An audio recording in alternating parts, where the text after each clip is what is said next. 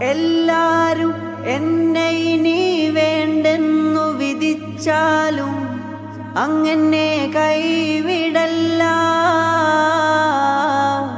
ഇല്ലാരും വേറെനിക്ക്, ഇല്ലാരും വേറെനിക്ക്, അങ്ങല്ലാതെ തുണക്ക്.